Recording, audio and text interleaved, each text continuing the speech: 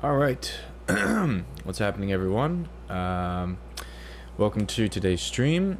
Today we're going to be diving into this piece that we've been working on for the past two streams at least. So there was a sketch, and then there was the Blender modeling and rendering and stuff, and then the last one we were working on sort of the background here. And today I'm going to try to get this all wrapped up.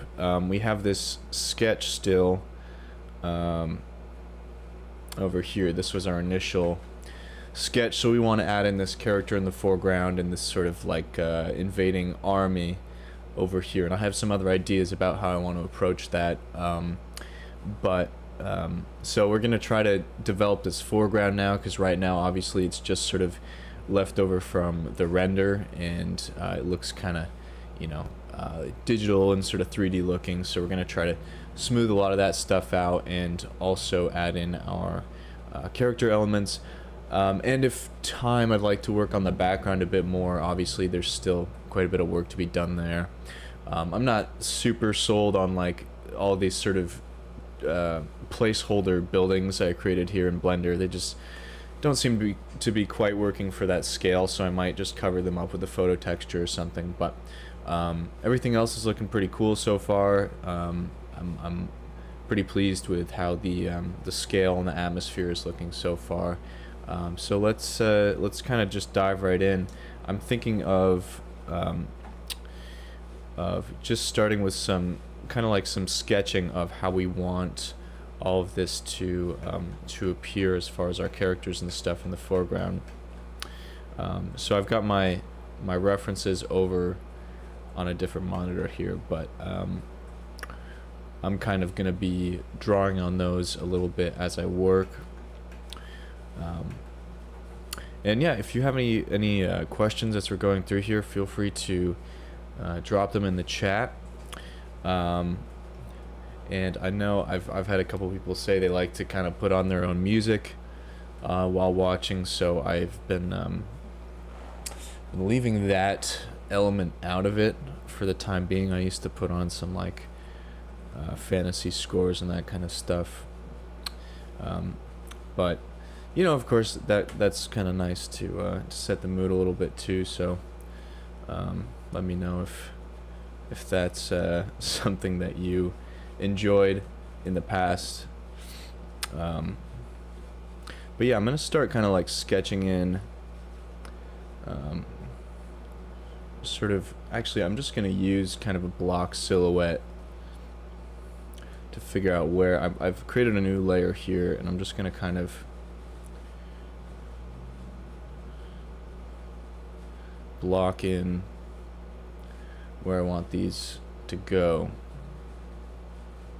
And there are always, quicker ways to do this. I could probably spend a bit of time searching for, or I could even go to like photobash.org and probably buy a nice like transparent PNG kind of photo pack for something like this. But I don't know, it can be a little more fun, a little more satisfying, a bit more expressive to kind of do this stuff out by hand. And I guess part of what I try to impart to the people watching is that having these traditional skills, in addition to doing the Blender stuff and the photo bashing and all that, is really going to pay off for you.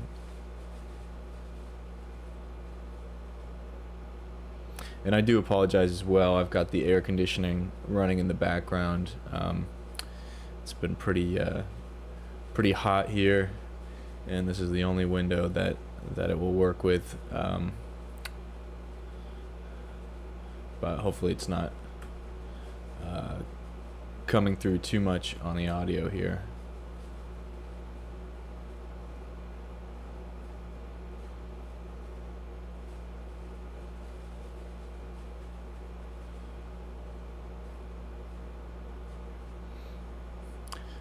if you've seen any of, I don't know, there's one previous stream where I did a horse like this, and sadly discovered that my horse rendering skills are not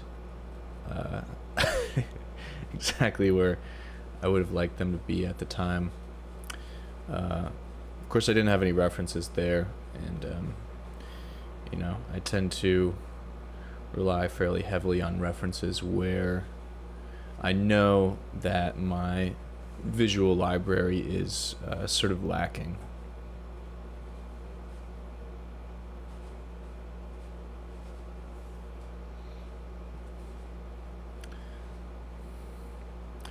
But I think so far this is looking pretty spot on.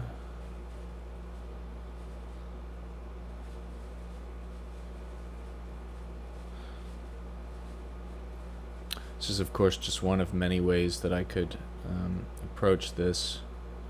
But I'm sort of going with the silhouette here because we already have sort of a dark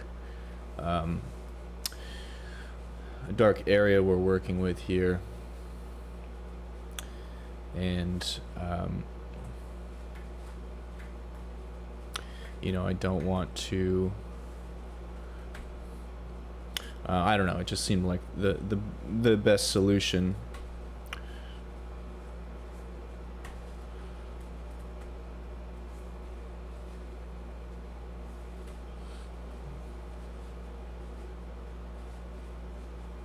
But yeah, if you're watching along, feel free to you know, tell me a little bit about if you've attempted scenes like this. I know I was chatting with someone a little bit earlier about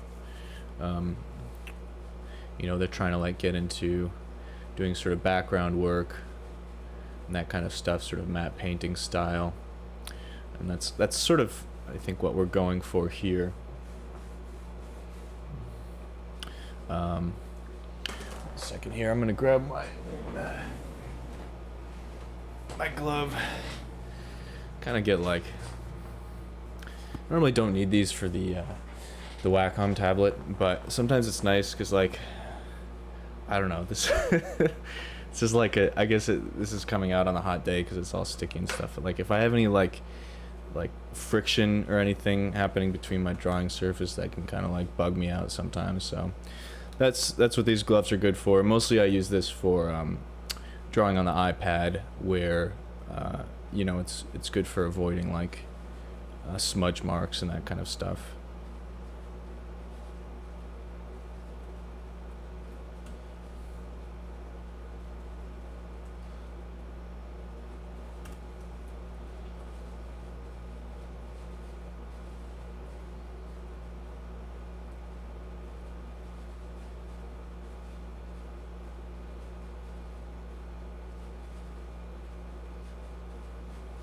And so we kind of discussed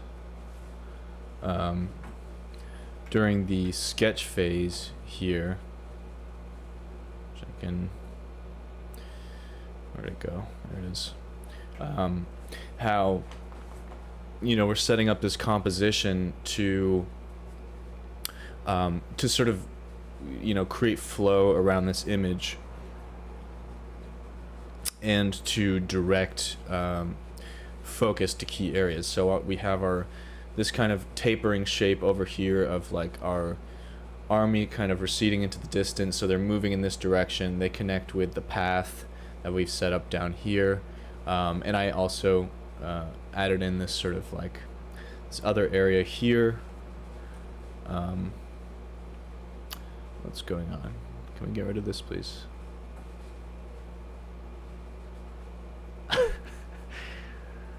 God, Photoshop is so weird. This is the first time this has ever happened, but it's just like this.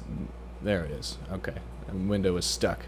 But anyway, yeah. So we have this kind of coming in here towards the path. The path is leading us obviously up to the castle here, and then we also have this figure that's pointing directly to that area. Now in this concept, I kind of had a bit of a different angle, so we were sort of looking up a bit more. And I had these cloud shapes kind of circulating the path of our eye back around and kind of blocking up the top here.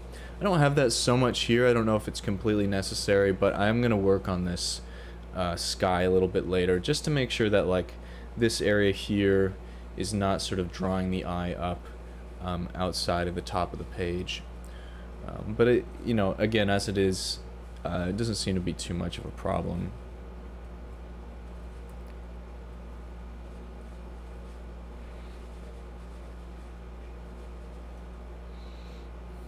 And one thing I just noticed in our sketch there, which I want to capture as well, is this guy's kind of like leaning forward, really bringing a lot of like energy. And this is why, like I always stress, it's so useful to keep your sketch, your initial sketch, on hand as one of your references, because there's a lot of sort of simplicity and movement and stuff like that that can really be captured in your initial sketch that can really get lost throughout the process, especially if you're going through this many phases, you know, through the blender and the photo bashing and you know, using all these different layers. Sometimes you can really lose that the dynamics of the sketch there.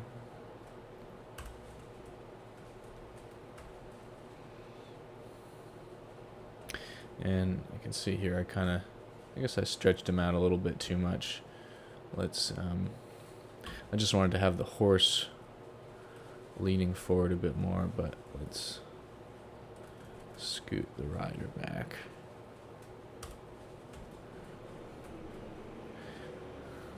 Maybe you can have one of those like those helmets with the thing coming out like that. That's kind of fun. It's always nice to throw in like some kind of windy element. That's really useful for counterbalancing like the more polygon based sort of like three-dimensional feel of things, because it's really hard to like realistically render, you know, cloth and things like that, sort of more flowy objects in Blender. So being able to paint those in over that can really give your scene a lot of life if you started out with a Blender render.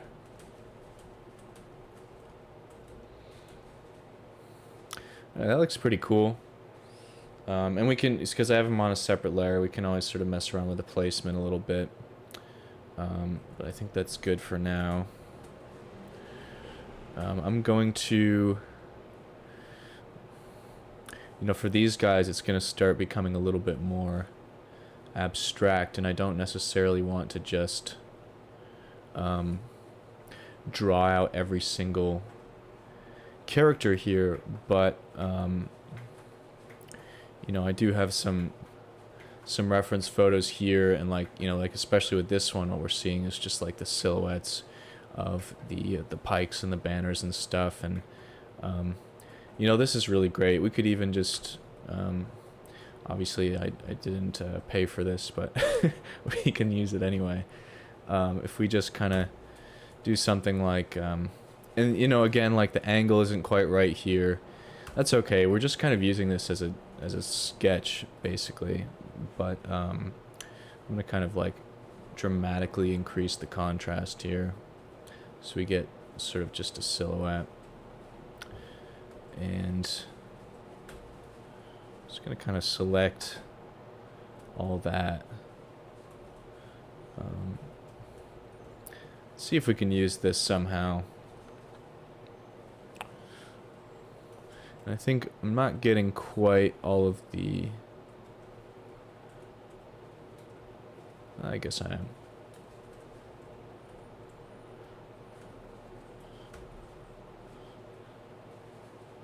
So, you know, we can just kind of use this as a sort of a jumping off point, change the angle a little bit.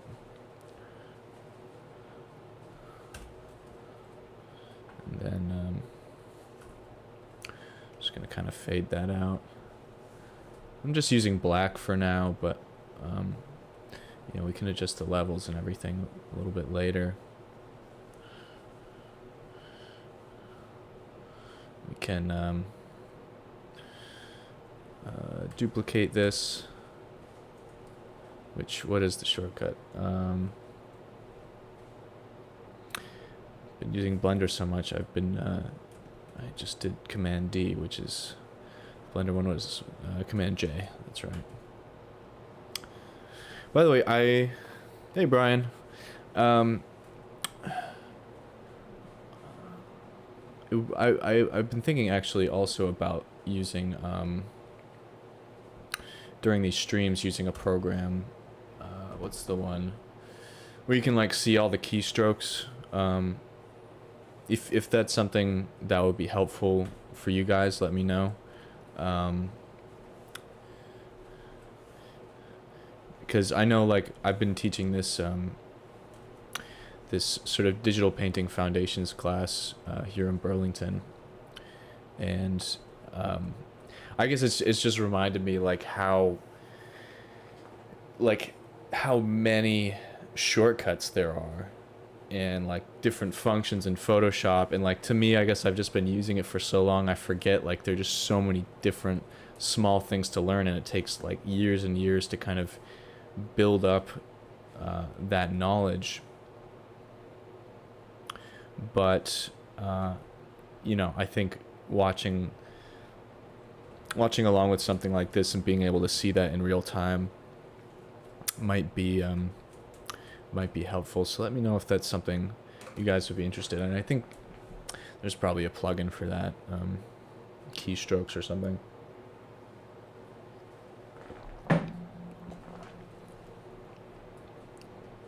But yeah, I like this. This is just kind of like a silhouette to get us started.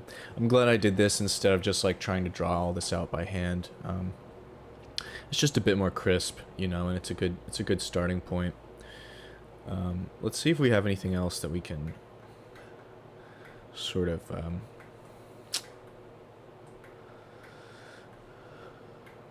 work with here.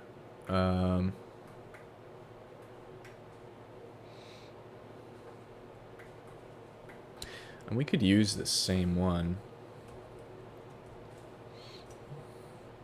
but use it in a slightly different way.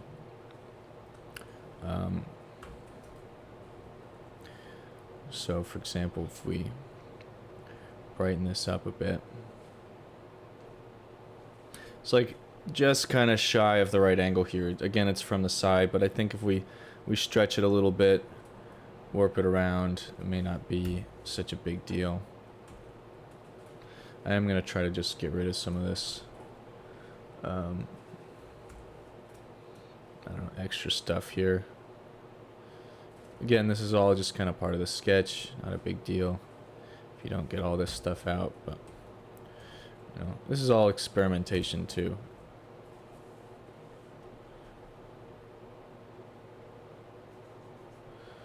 Get rid of the branding. Which, by the way, this is, you know, this is perfectly acceptable use of non-licensed imagery because it's basically being manipulated to the point where it's no longer recognizable. At least that's the general rule of thumb. I'm not a a legal expert, but as far as, you know, I feel like that's the general consensus with among digital artists is, you know, as long as you're not just sort of verbatim copying and pasting images and claiming them as your own, you should be fine.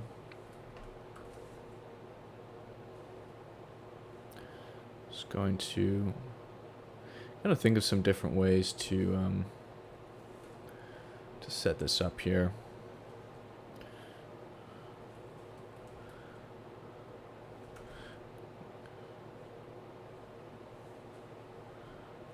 I'm like gonna do my best to kind of like warp it as if it's the right angle. And sometimes it's the case when you're using photo textures that you have to adjust your concept a little bit to accommodate for, or to incorporate these photo textures. So you know, you have to be a little bit flexible with you know, what you're willing to um, sacrifice.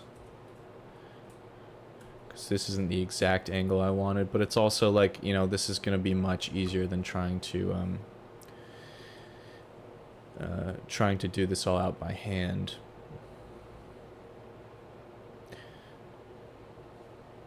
I'm just adjusting the balance a little bit. Kind of like the idea of there being sort of a secondary kind of ambient cool light source back here. It's going to help us illuminate a lot of what's going on in the foreground.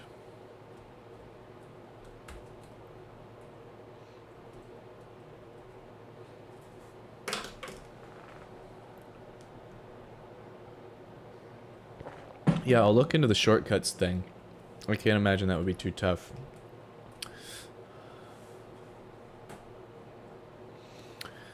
So I think,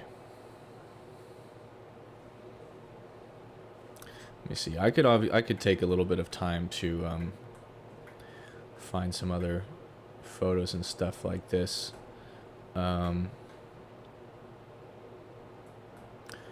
But I think like at this point we could probably get away with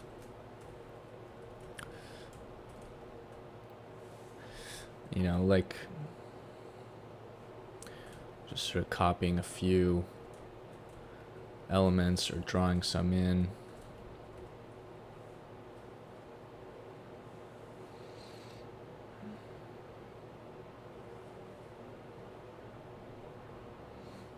Let me think here.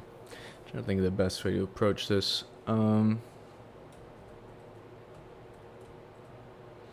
Yeah, let's just try sketching in a few here as well. And this is all going to be kind of blended together, of course. But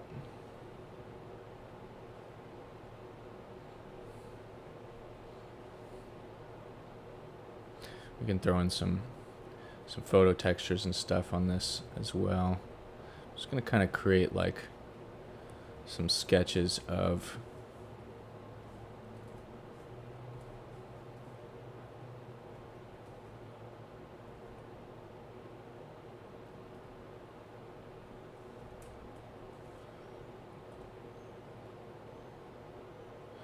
doesn't have to be perfect. Yeah.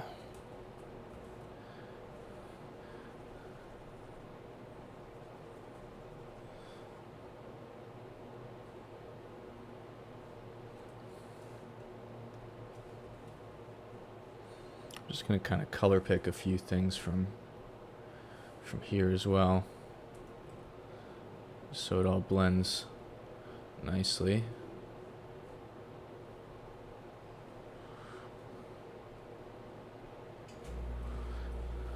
By the way, this is kind of like, I don't know, I'm trying a lot of new things here. So if it doesn't work, it doesn't work.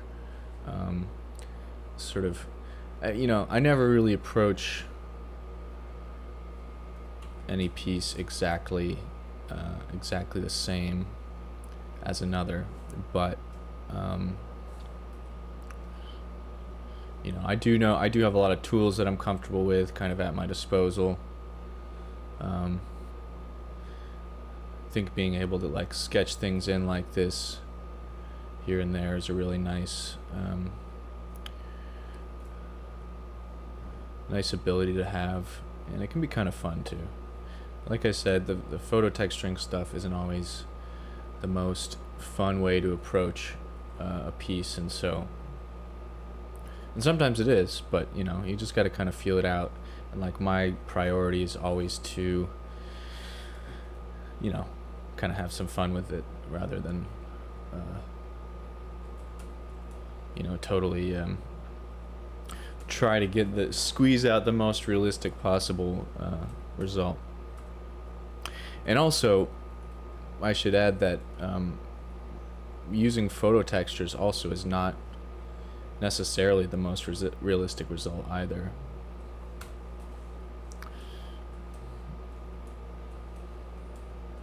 It really depends on the context.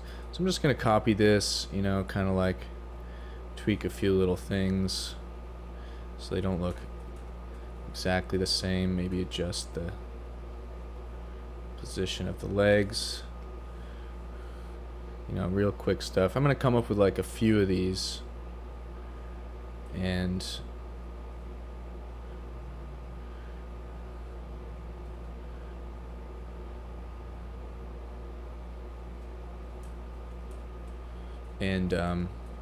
you know, we can kind of like duplicate them, copy and paste them as needed.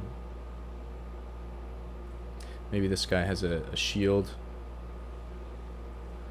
That's kind of fun too, just like thinking of interesting ways that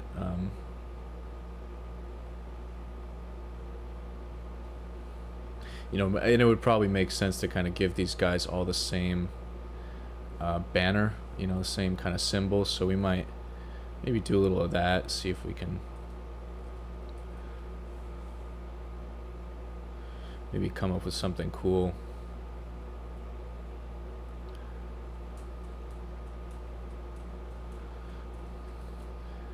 Kind of vaguely think I think these guys are probably like, you know, some kind of evil. I don't know, maybe they're not. We don't have to pass judgments here, but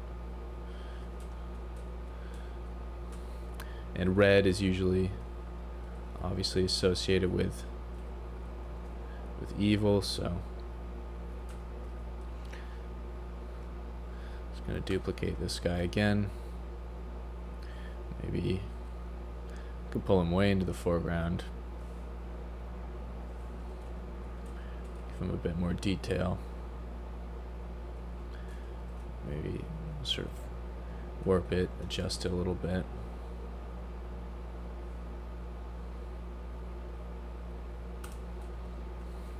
I don't know.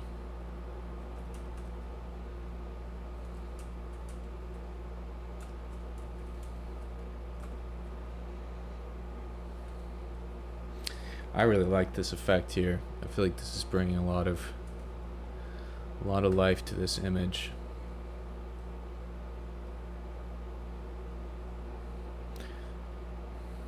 And it's funny how like just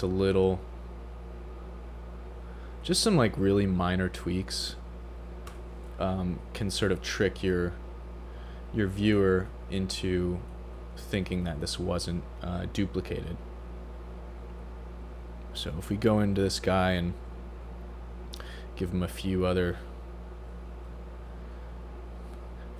things here, maybe like change the color of the horse. We can even do I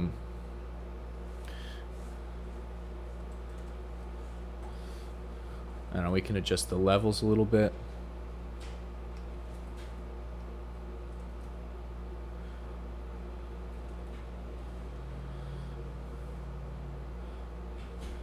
Give this a bit of a darker feel.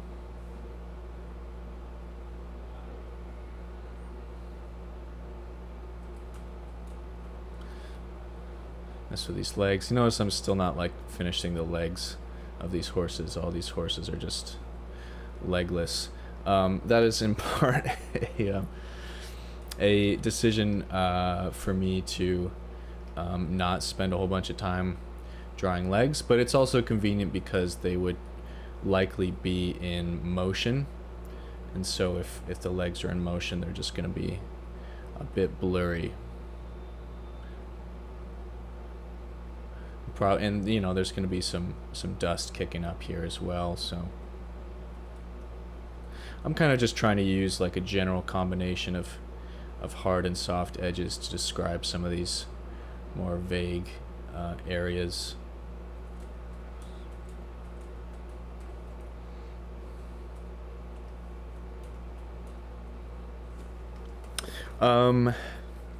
Hey, Dem, you can ask, and I use a a Wacom Intuos. I don't know if it's Wacom or Wacom. I say Wacom. It's the Intuos Pro Medium. It's funny because I've been teaching this. Like I said, I've been teaching this workshop at this local tech center, and they have all of these like Cintiq 16s, and they even have a couple 32s there, and like these really nice Macs and everything. So I'm teaching these students, and they're all like, they're learning on the drawing tablets with the display, and and I've been telling them, I'm like, you know, it's like I started out on this like shitty little, like it was literally like 5 inches, not even the drawing space was like 4 inches by like 3 inches or something, or 5 inches, and it was like $25 off of Amazon. So that was the first thing I learned on, and I quickly upgraded to a larger drawing space because it was like cramping the hell out of my hand. But but you know, I learned to sort of do the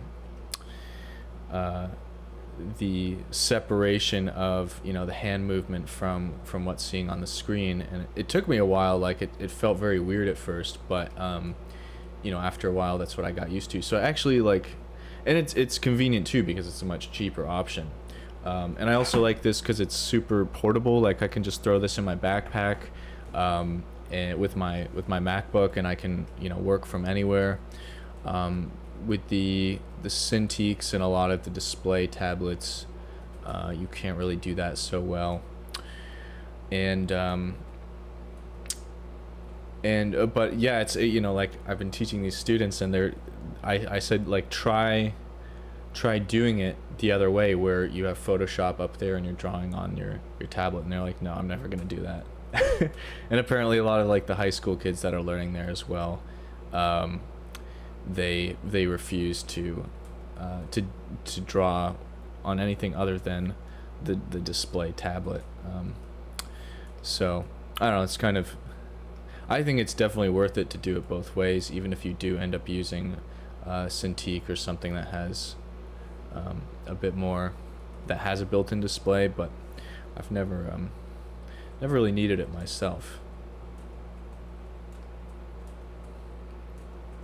Alright, so these guys are looking really cool. I'm just kind of going in and just like erasing away some more distracting elements from this photo thing here. And, you know, I can always paint some things in as well. You know, if I start picking some of these colors and going in there.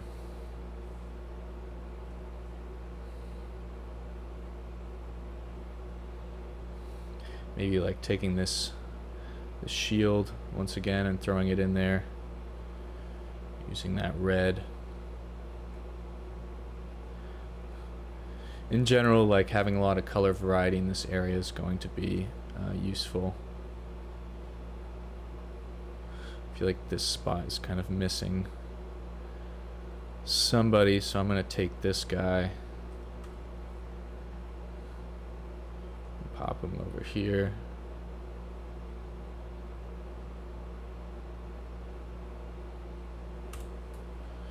Looks like I put the flag on that layer as well.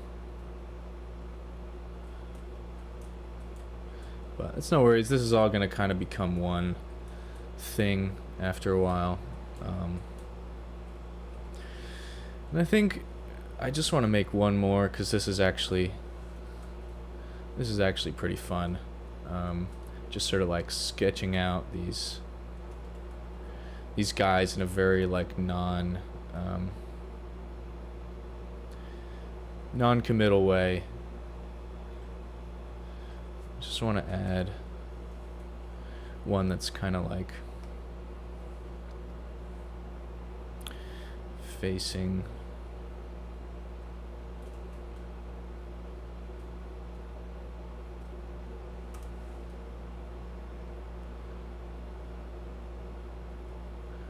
away here.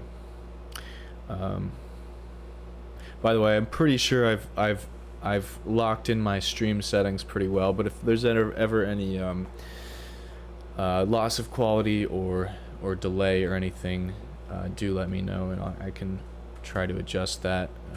trying to get the right settings in OBS is always an adventure, to put it lightly, but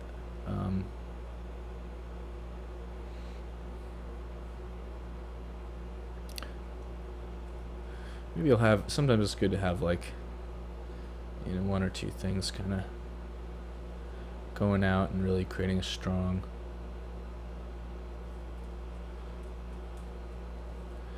thing here. Maybe there's like a flag. That might be a bit much. You know, we don't want it to compete with our other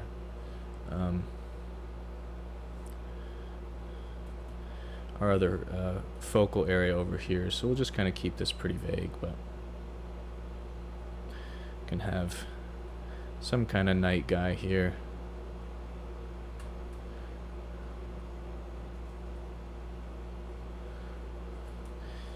And they've also, like, I've realized these guys ended up a lot closer than I initially intended, so maybe I'm going to kind of shrink this guy down a bit. Put him over here. Put this guy back where he was. I don't know. I want this guy to really appear as if he's closer and sort of higher up, so look at that. Got this little dude hanging on the end. Kind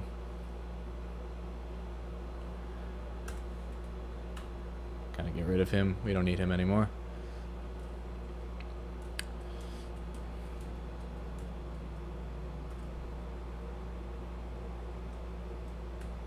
All right, now like obviously like I'm doing this all with some very dark values, and I'm gonna go in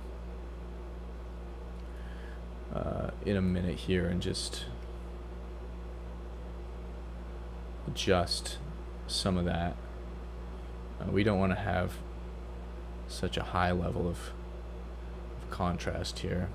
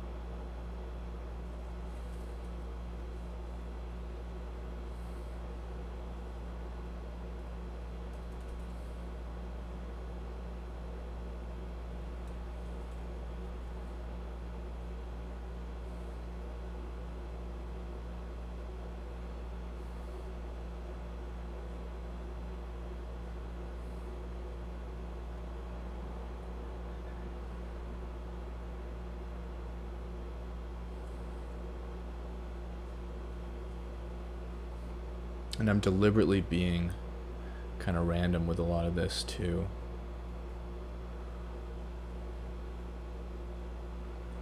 I want it to be, especially here at the foreground, I don't want it to be too harshly defined. Alright, so a lot of this we have out here, like a lot of these shapes don't really work for what we're trying to get across, so I'm going to kind of edit this a little bit. Really all I wanted out of this was the, you know, the spears. Those came out really nicely, and then for the rest of it, you know, I'm gonna kind of just create a lot of heads. That's pretty much it.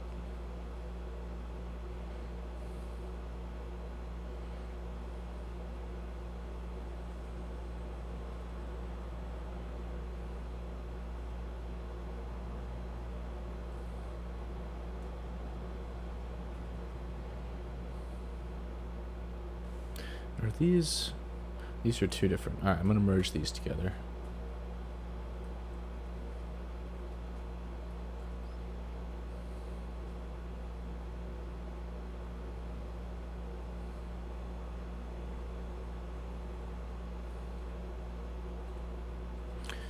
And this, I'm actually going to have to put that on a separate layer fairly soon, but no rush there. I mean, right now I'm just erasing this section away.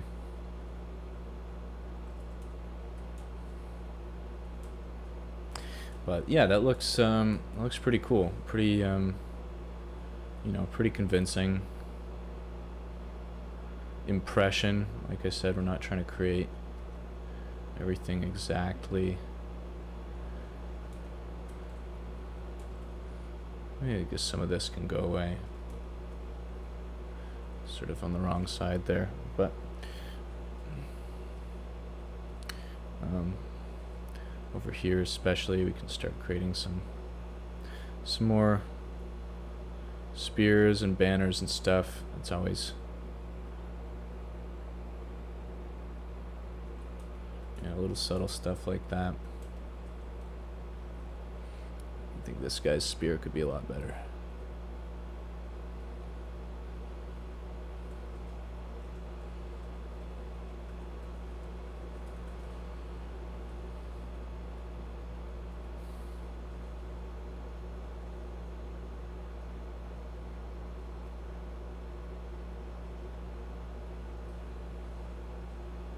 Suppose I should use a selection for this.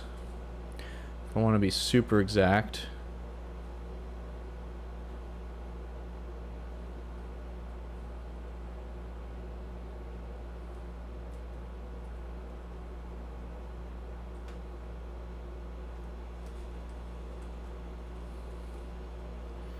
yeah, that's better. And actually, what I probably should be doing is copy and pasting and stuff like that.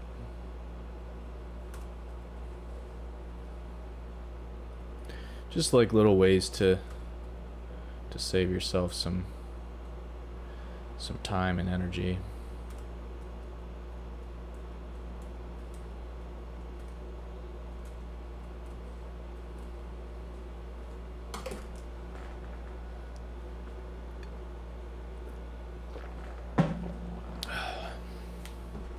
Alright, I think we're going to leave this as it is right now. I think we've got all the major components in there. I think I'm just going to want to,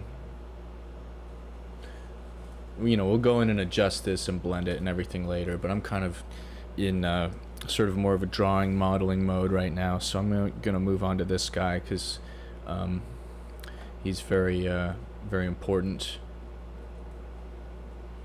for the whole composition.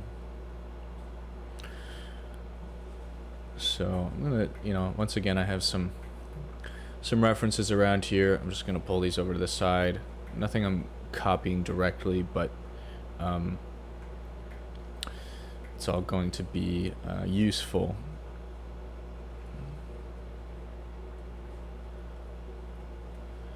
For sketching this guy out. I'm gonna do a little bit better of a job with the silhouette first. Kind of get my horse anatomy in the right place here. I'm feeling pretty strong about this piece though, and that's pretty cool. If I'm being completely honest, most of the things I do in terms of artwork, I'm usually, it's very rare that I'm actually like feeling pretty enthusiastic about it,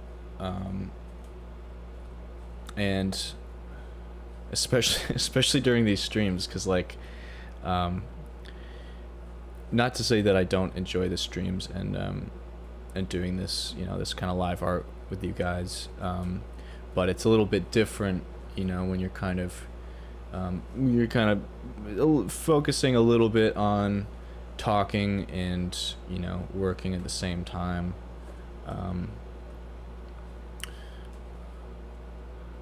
Versus kind of being super dialed in.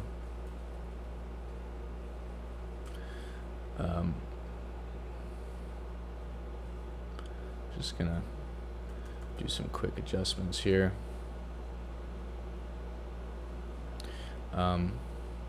But yeah, I mean, I don't know. I guess maybe there's, I do want to,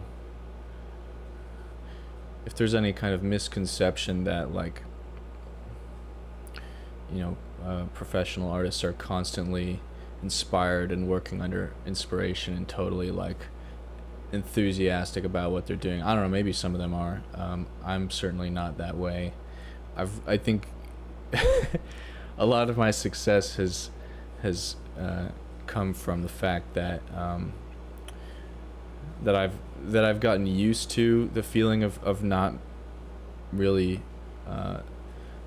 not being particularly impressed with what I'm doing, and then just kind of continuing anyway, if that makes any sense. Like kind of like losing steam on a piece a little bit and being like, this isn't really working. And at that point, I will usually take a break. That's usually a good move. I highly recommend that. Take a break, walk around, kind of remove yourself from the process a little bit. But yeah, I'm definitely not like the doubt and the critical eye are sort of a constant, and it's not a matter of like learning to meet those standards as much as it is a question of managing your reaction to having those standards, if that makes sense. Because I don't know, I feel like a lot of beginners, they're like, they get super frustrated that they can't like, or they might get really good for a while, and they, that typically happens. You learn really well, you learn really quickly, and then you kind of hit a plateau where you're not learning as much as fast, you're not improving as much as you would like, and you get really discouraged by that, and you think it's kind of unique to your situation because you're a beginner. But the fact is that's just going to be a constant, no matter what level you're at. You're always going to run into those situations where you wish you could do things a little bit better. But I think what separates the beginners from the pros is like, it's just being able to adjust how you respond to that, adjust how you deal with that constant emotion of like not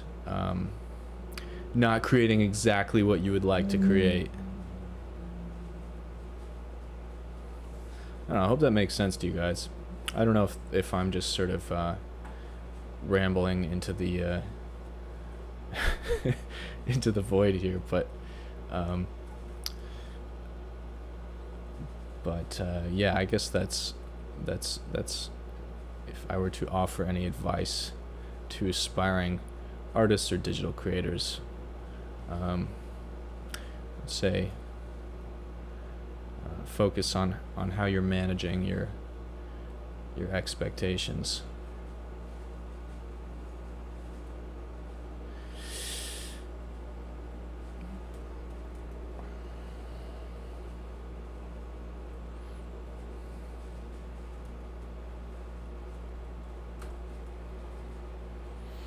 I guess I'm spending a little bit more time on this silhouette than I normally would.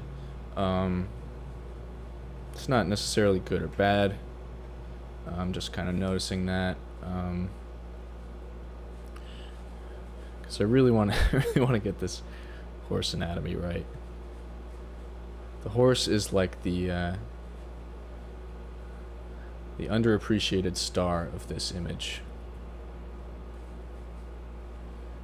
Without the horse, this knight would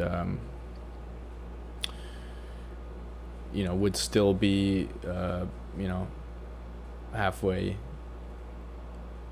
along the road to where he is now. literally. Um, you can't get here without a horse. Neither can these guys. So, you know, if you don't forget to thank your horses today. I don't know any horses, but if I did, which I actually really I would like to. I've always wanted to spend some time with a horse. Not to ride one necessarily. I don't know if that would be for me, but to just kind of like hang out with one, you know, while it's just doing its thing, and just kind of like, you know, because they're very intelligent animals, and they're so like like they're huge. They're just these powerful creatures, but they have this like, I don't know, this intensity and intelligence about them. I don't know, I find that really cool. Alright, so let's see, I'm just gonna adjust this here, and I'm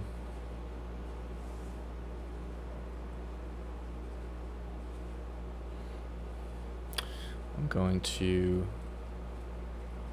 let's see, we can do the tail too. I might do something a little more interesting than that. It's always nice to have some stuff blowing in the wind.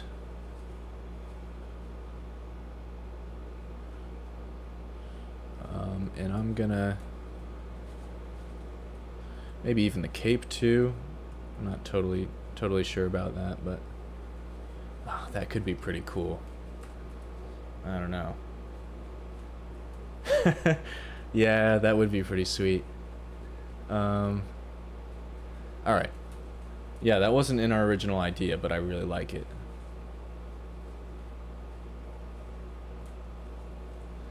It's just like, you know, badass. Although, gotta wait a minute here because, whoops, because I've shown the wind going in 2 different directions here, so we don't want to do that. I'm just gonna, I don't know what that is. I'm gonna just adjust.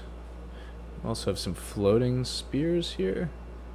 Let's get rid of those while we're over here. That's an easy thing to miss. Is the banners thing, but it's definitely something you don't want to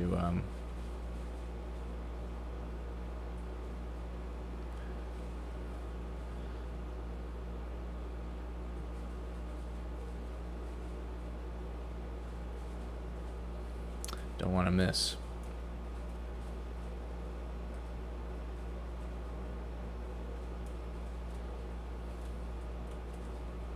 Alright, so now we got this kind of silhouette blocked out.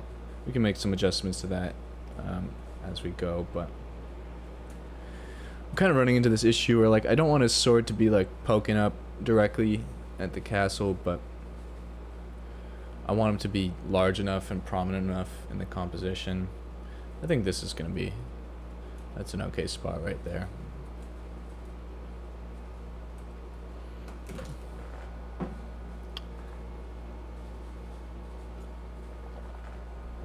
I'm like having a little bit of trouble getting some perspective on this, so I'm gonna do a quick vertical flip.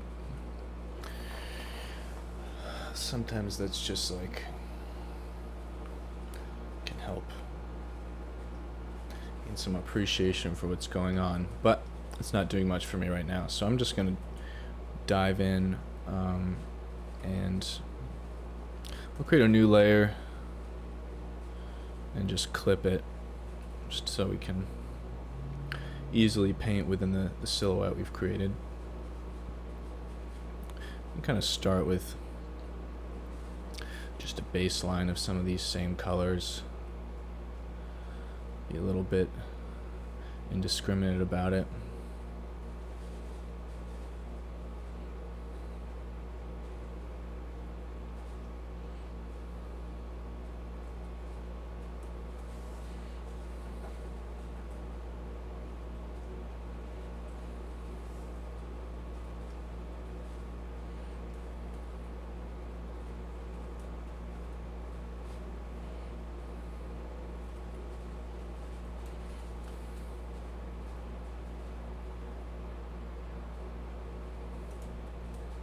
Give him sort of a dark reddish cape here.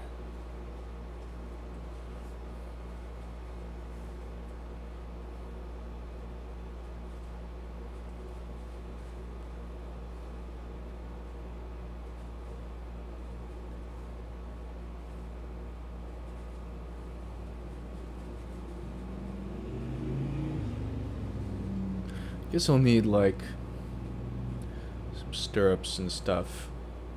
I didn't really think about that.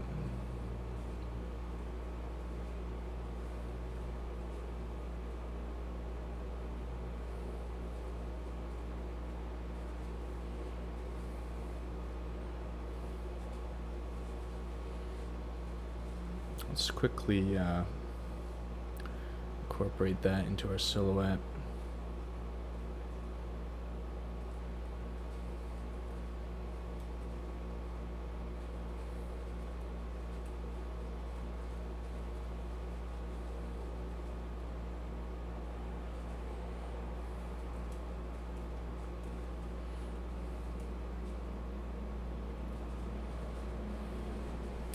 You know, I'm gonna blend these together because I want to also be making some adjustments here as I go.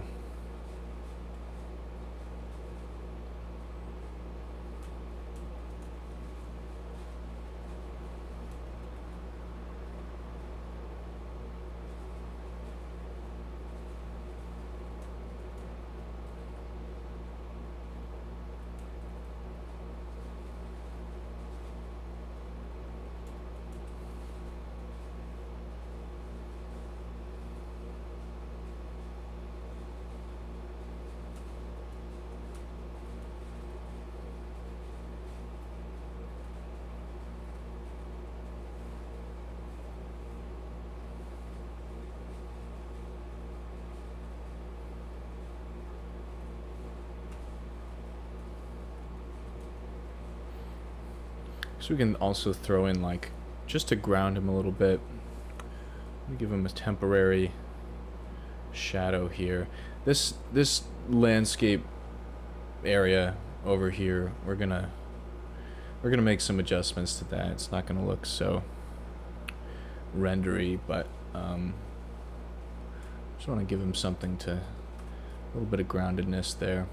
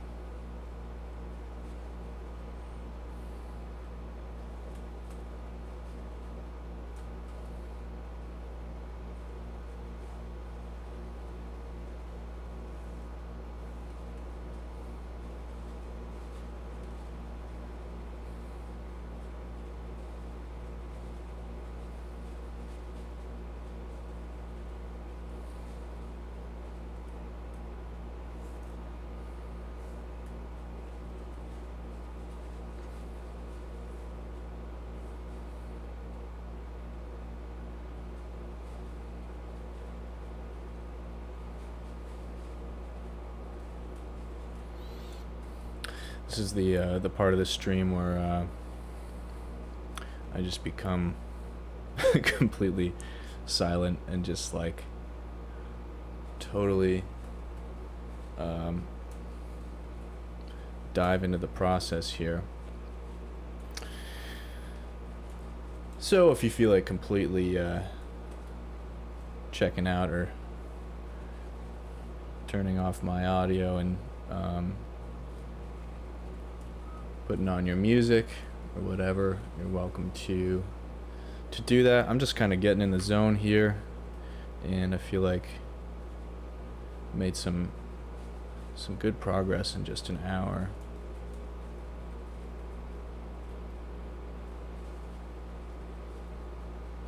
really don't know how saddles are supposed to look.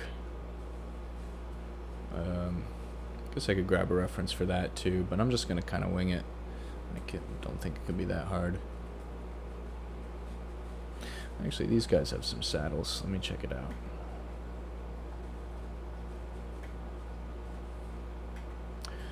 Because they have a little thing that comes up in the back, keeps you from falling off. I can kind of have the cloak kind of going behind that.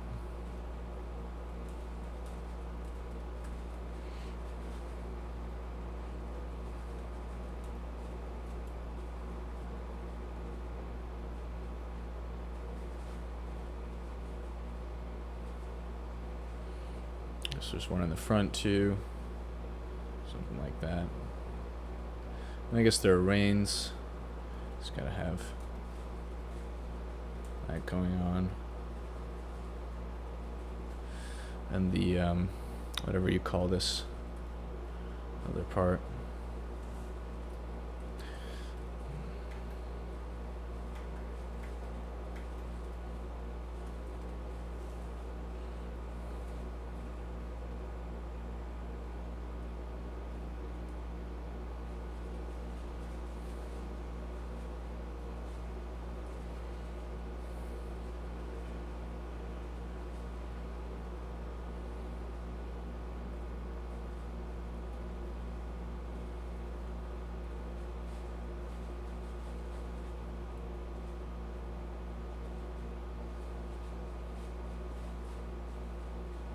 I know horses have very long eyelashes.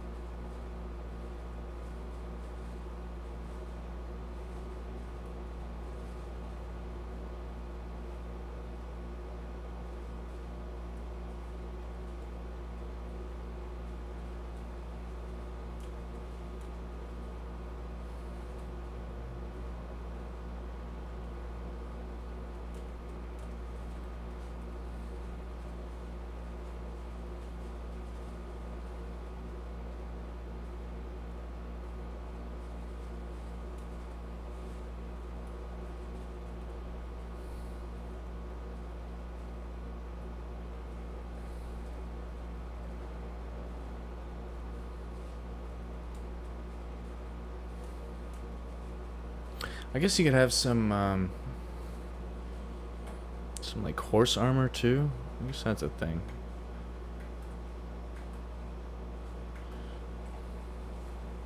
Maybe I don't want to do that though. I don't know.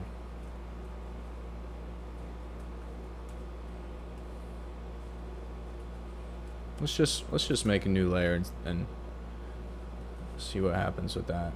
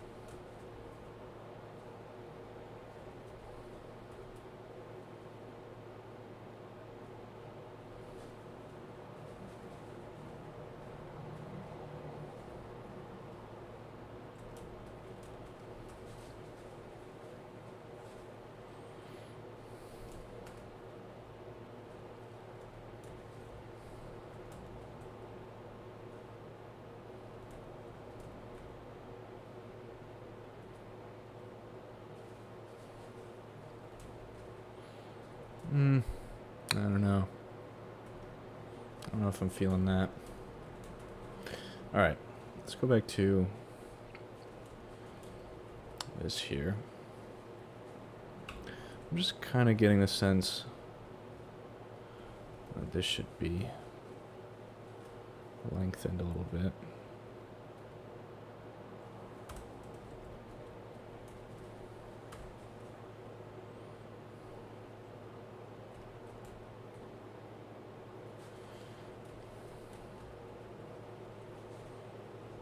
maybe also raised up.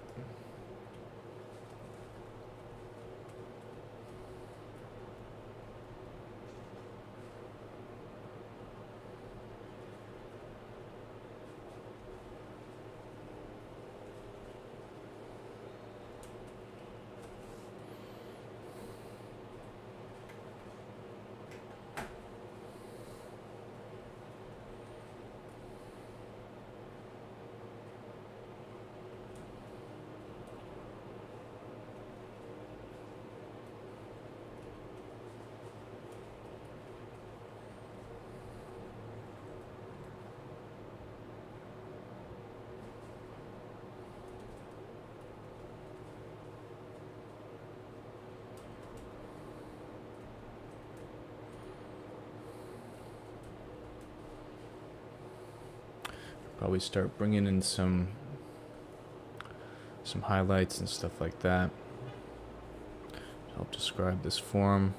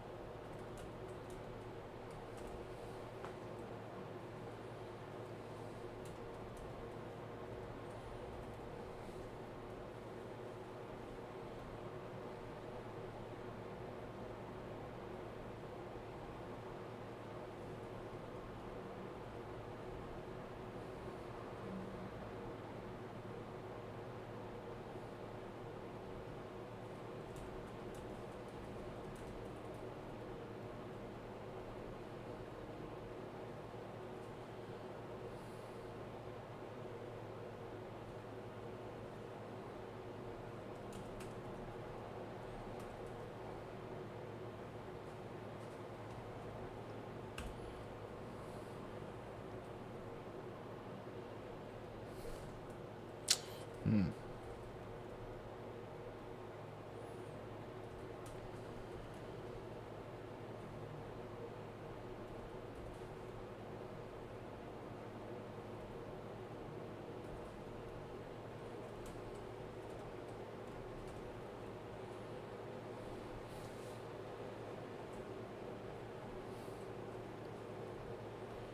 I have to, not feeling this leg at all. I'm gonna have to rework this bit.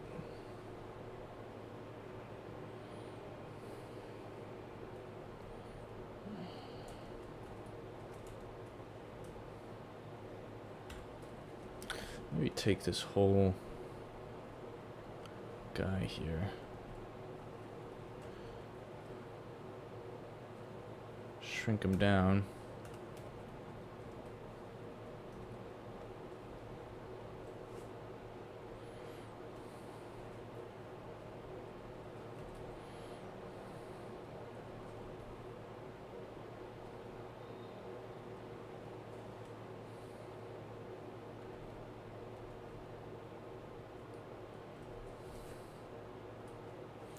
Let's try this.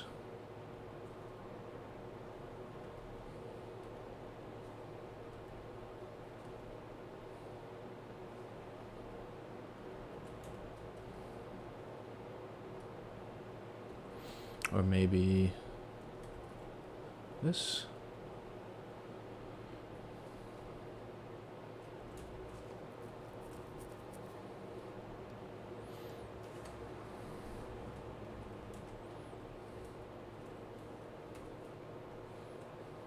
Probably getting to the point where I should,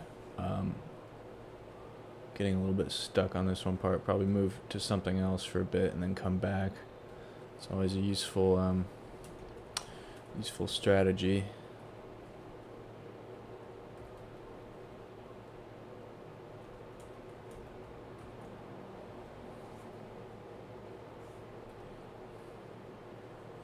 Because you don't want to spend hours just kind of reworking the same part.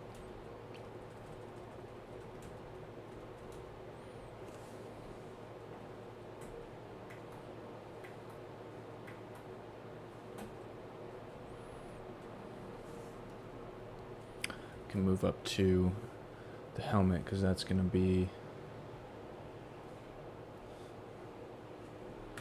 much more important for the overall.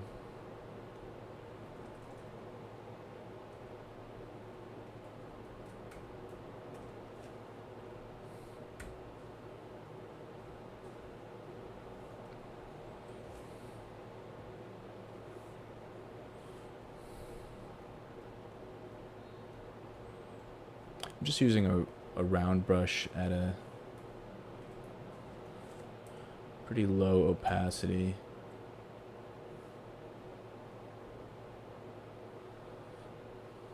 It's always a nice way to paint metal.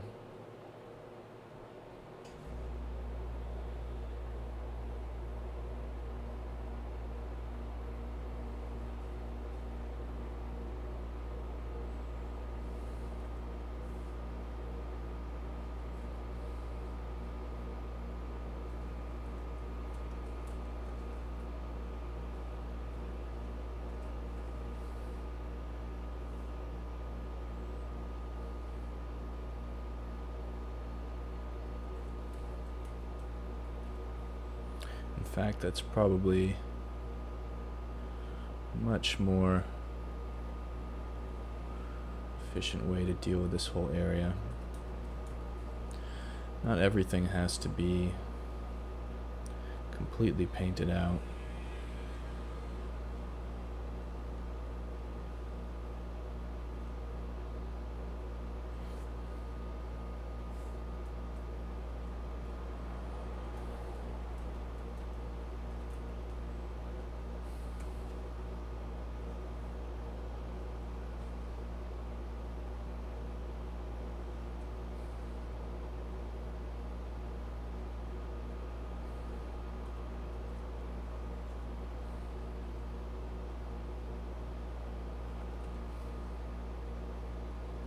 Hey, welcome, Sahiro. Yeah, you're a little late, but it's okay. We're still working along here. Got another, probably do another 45 minutes here. I'm like completely getting lost in the zone here.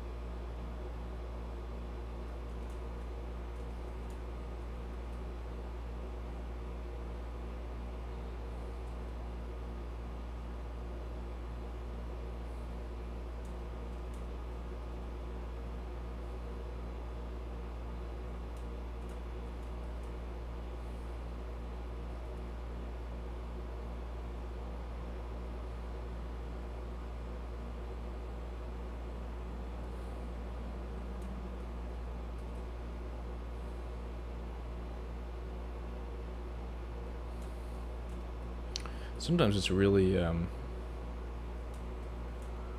really fun to just be painting with the hard round brush like this. It can just really help to simplify everything.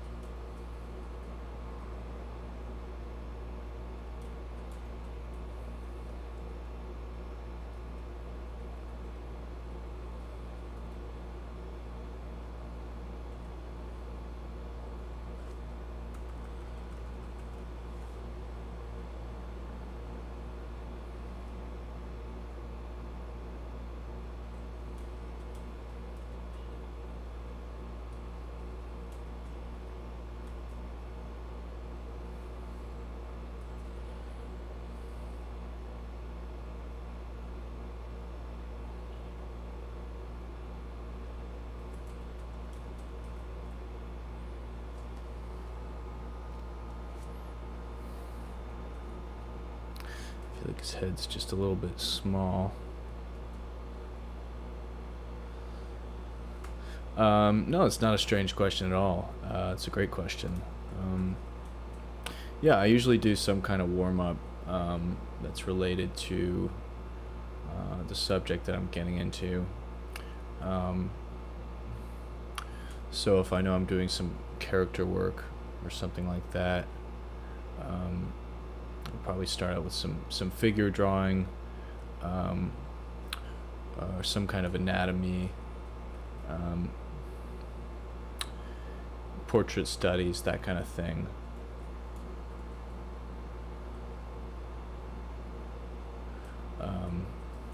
Or another great one is just like auto drawing.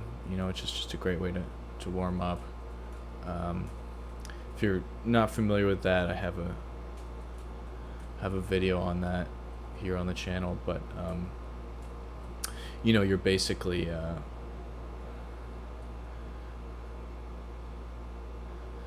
just like you know, kind of just putting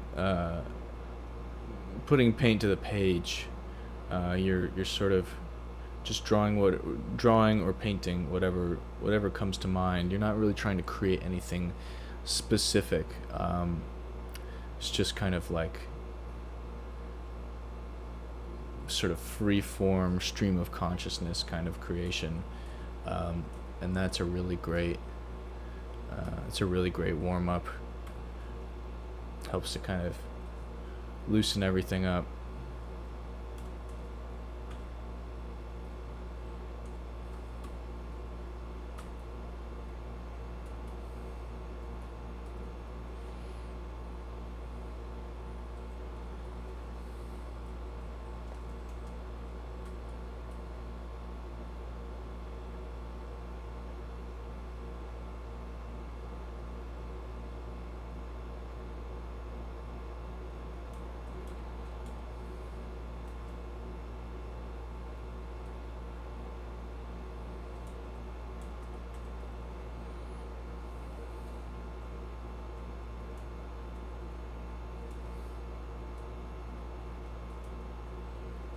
I think I'm just gonna kind of let this guy be for a minute.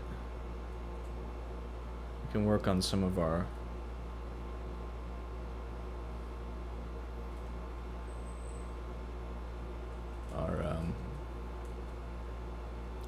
landscape textures a little bit.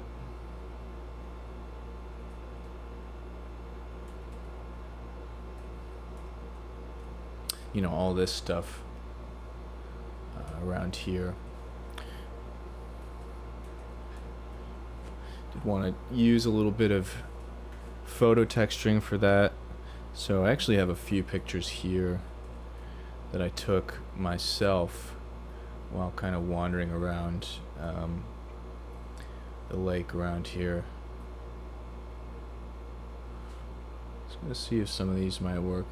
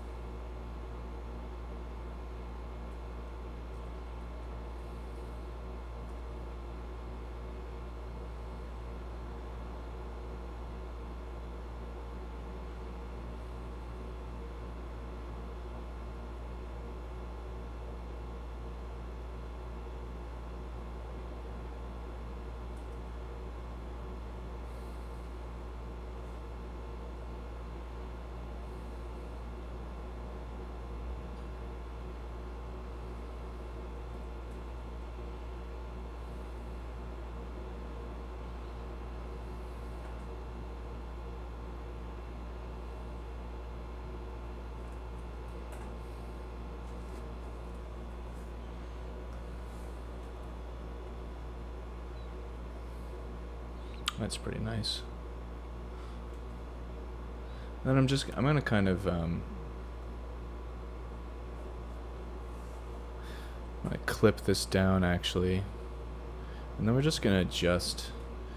You know, one of the simplest ways you can make an area like this more realistic is just by adjusting the silhouette a little bit. So I'm gonna go in and just kind of do some stuff like this. Create a bit more of an organic border.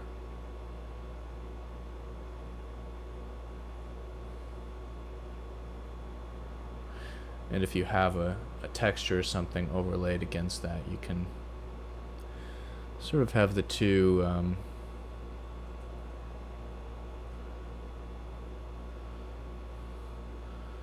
play off of each other a little bit.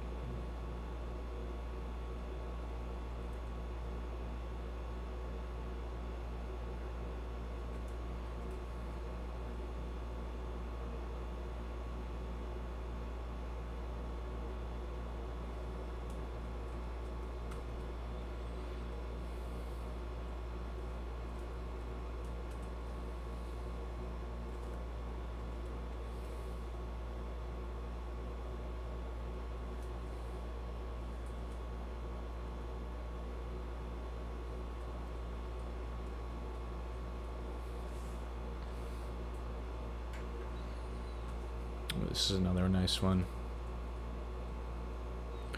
It's nice about taking your own photos too, is you don't have to, if you have a okay camera, or I just took these with my iPhone, I'm pretty sure, you don't have to worry about resolution.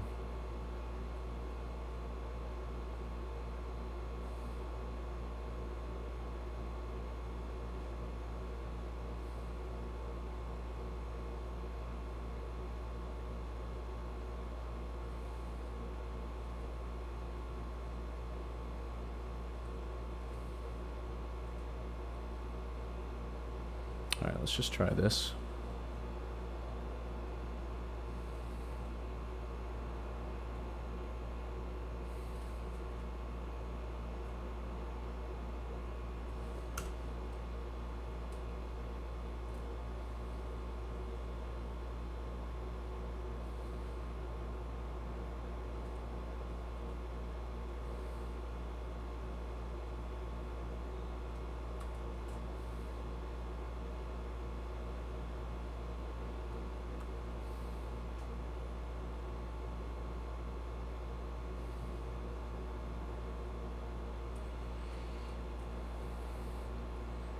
And then once again, I'm going to kind of edit this silhouette a little bit.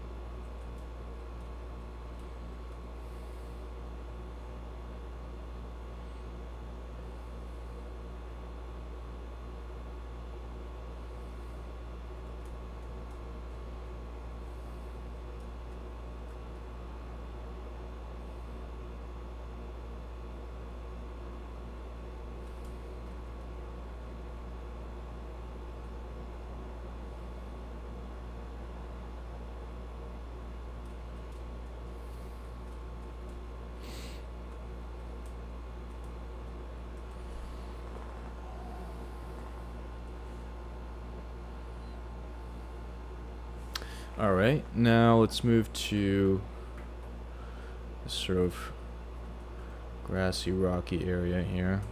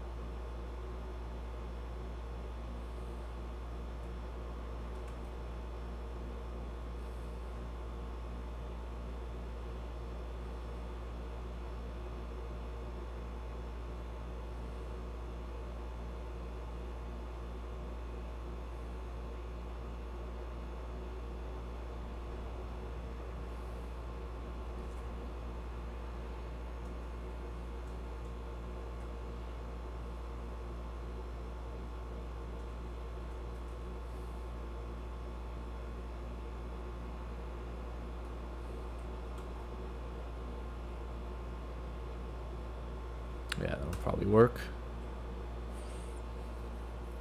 I'm putting all these on soft light, by the way. How long does it take you to warm up? Usually don't do any more than an hour. 30 minutes maybe. And I don't do it every time necessarily. Sometimes, you know, like if I'm just starting a project, sometimes what am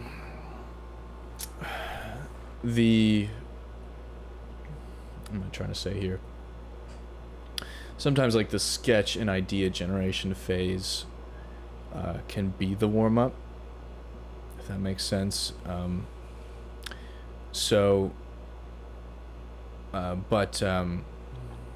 Yeah, I wouldn't necessarily recommend doing any more than an hour or so, just because then you can, or you know, I'll probably do like 30 to 45 minutes maybe, because yeah, then you will probably run into the issue of creating fatigue for yourself, and you just want to kind of you want to save some of your energy, some of your creative juices there for the process itself, or you know, whatever it is you happen to be working on that you know, that you want to have that energy for. I can usually only work for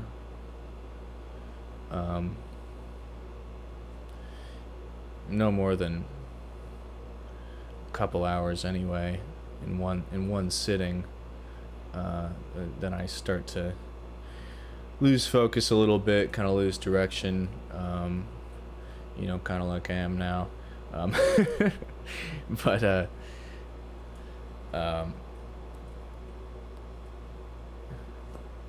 yeah, that's sort of what I would recommend.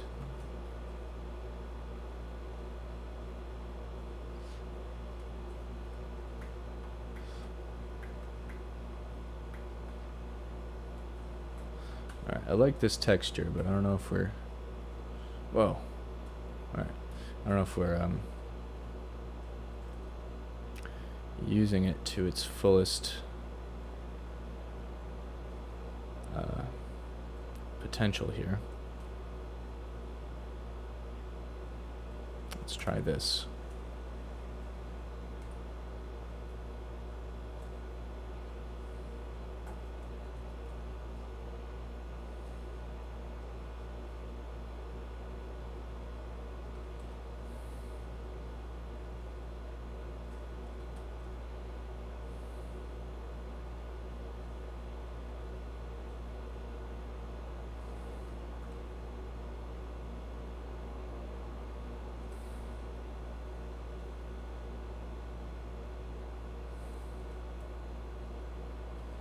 Sometimes you don't necessarily want to have it on...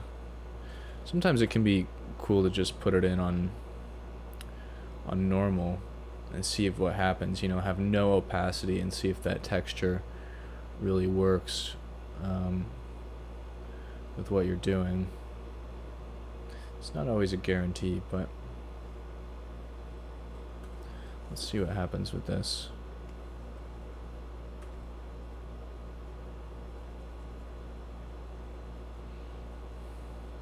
I mean, I kind of messed up the colors, so I'm just going to go back to soft light. Try to bring some of that back. Maybe, or that could actually work.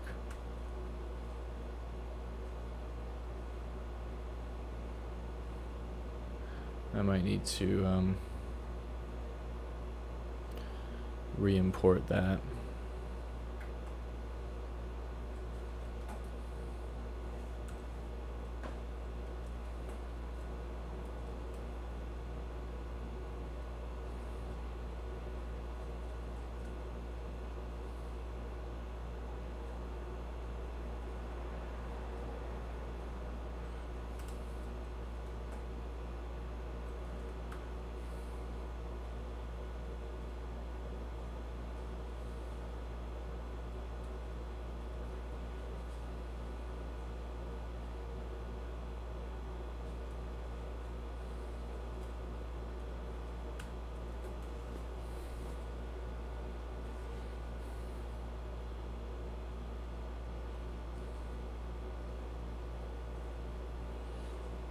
That's kind of cool. I think I just have to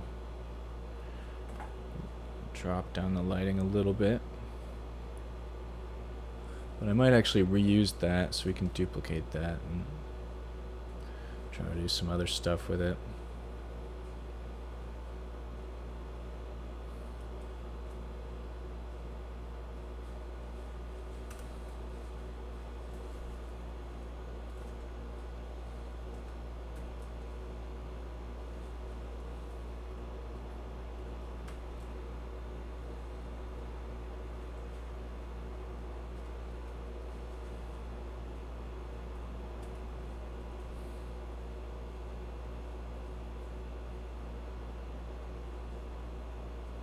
That's kind of cool. I like how the shadow is lining up with our light source here. Just going to drop that down even more.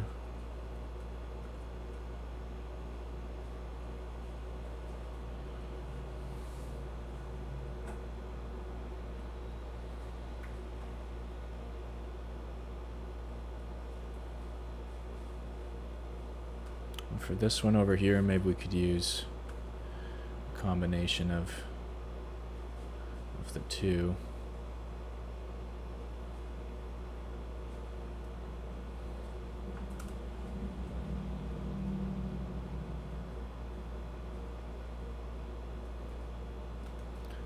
Maybe warp it a little bit to go with the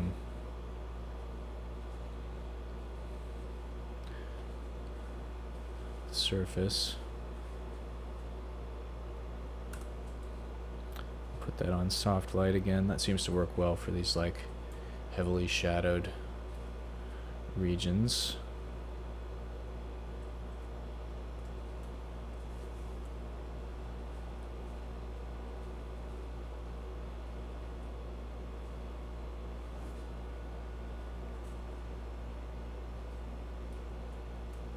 That looks pretty cool. Then I might just lower the lighting a little bit, tweak the color temperature. Maybe I'll try this on normal actually, because I really like that. Maybe just on normal with some light opacity to it,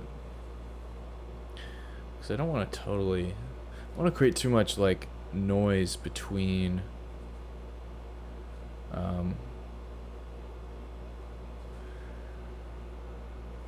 the texture we're applying and what's underneath, because they don't quite sync up.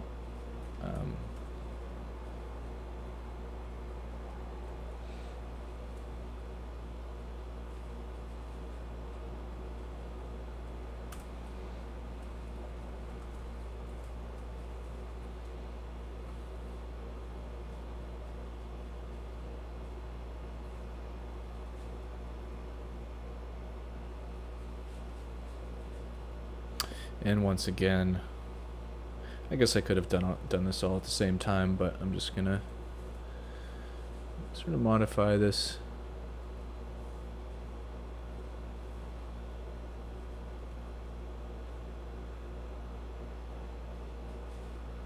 This area a little bit. Give it a bit more character, a bit more variation in that edge.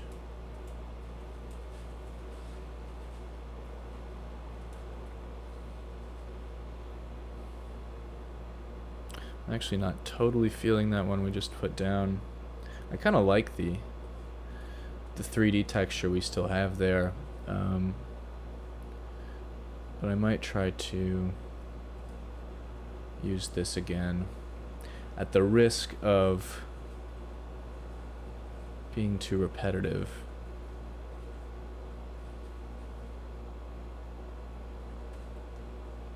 What is happening there?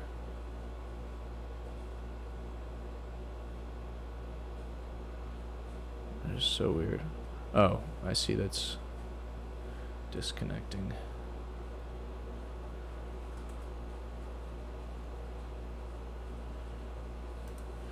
So I might just try to throw this one in and kind of blend it out a bit, just to add a bit of variety in that texture.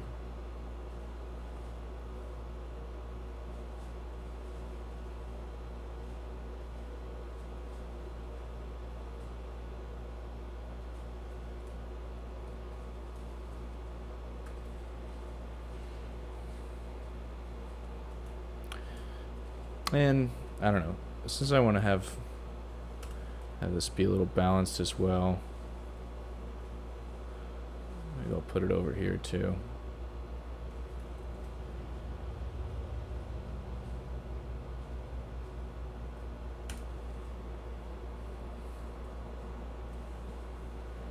This I'll put on lighten. See how that works.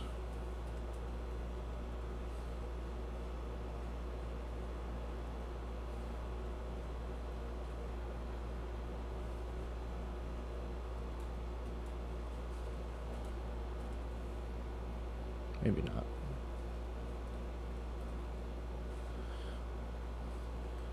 Just bring up the shadow value a little bit.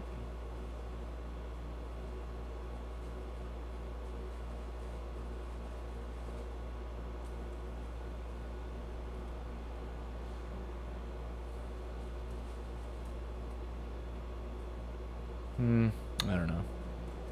Maybe that doesn't work.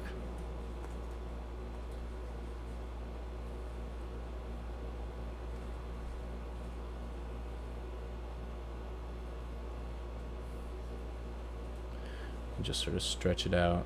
Just have a little bit of greenery here.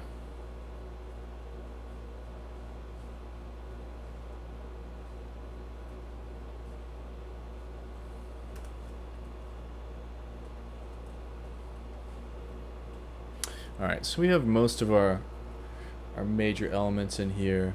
Now they're all they're a little unbalanced, and we're gonna have to do some blending. I'm not totally wrapped up with the photo texturing work. I want to see if I can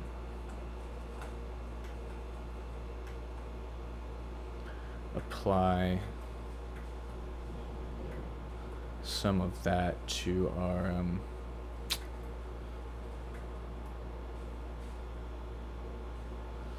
character here.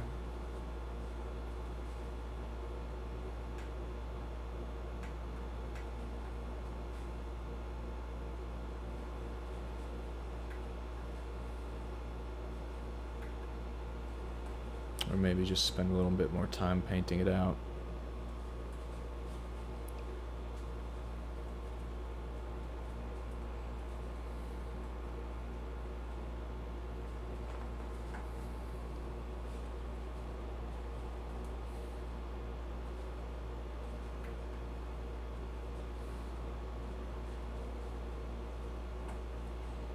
Let's see here.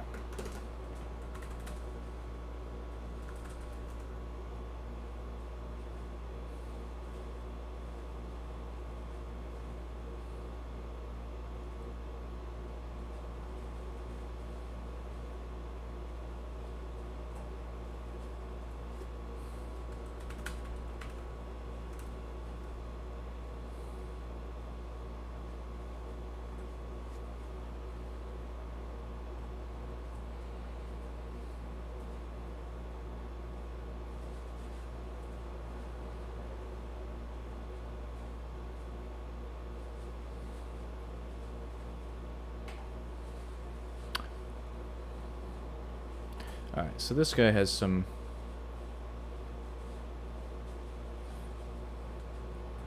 cool stuff we might be able to use for a bit of detail. Just kind of getting some of these like shiny bits in there. I guess first thing I might do is just get rid of the background.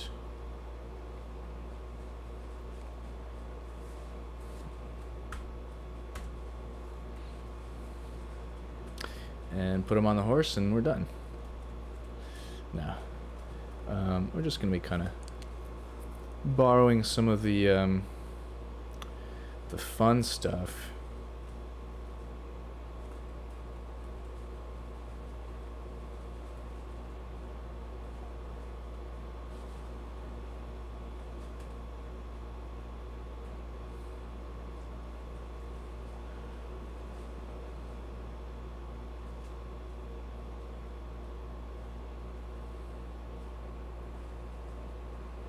Seeing where it might fit in here. Should probably just take this whole value down a bit.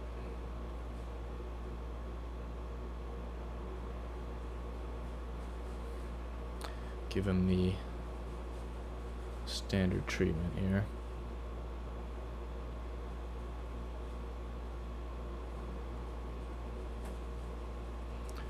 Do the same here.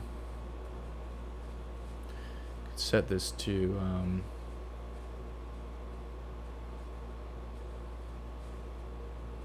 soft light or hard light. Either of those can work pretty well.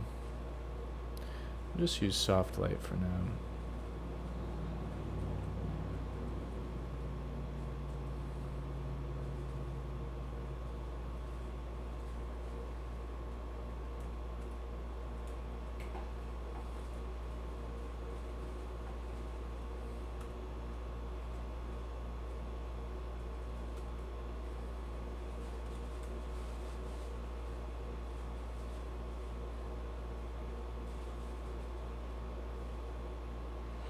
This one I'll probably just use as it is. It's really conveniently angled sort of piece here.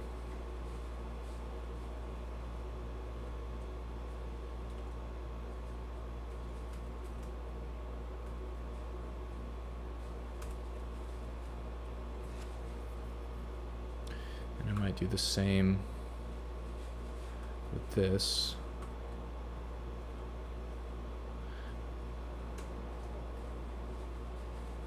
I would never, usually not recommend using exactly the pieces that you would expect to be using. You know, like taking a helmet and applying it to a helmet and so forth. You know, if you're doing this kind of thing, it's best to use your imagination a little bit.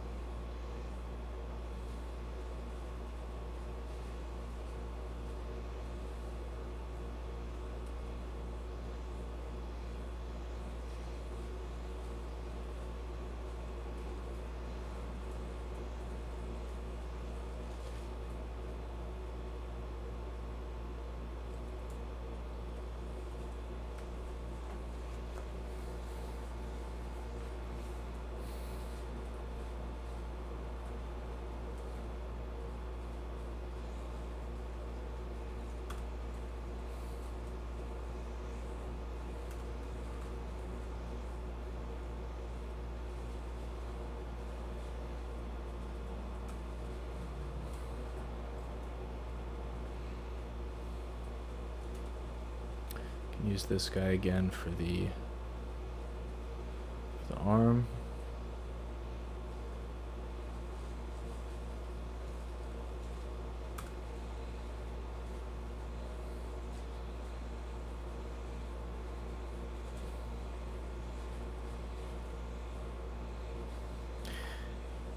And if we really wanted to,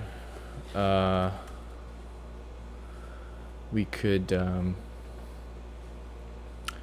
spend a whole bunch of time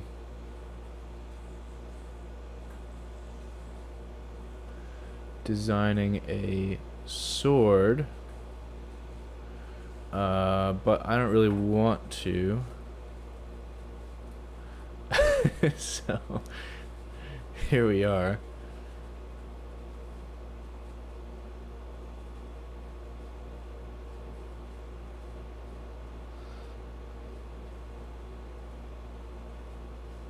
And since, you know, it's so small anyway, it's not going to make a huge difference. I am going to take it all the way down here.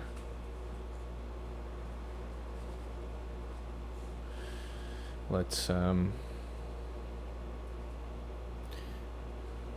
rid of that. Actually put this behind.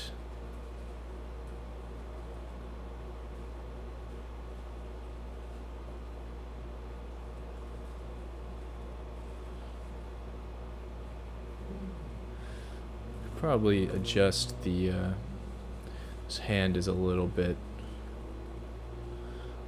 too vague.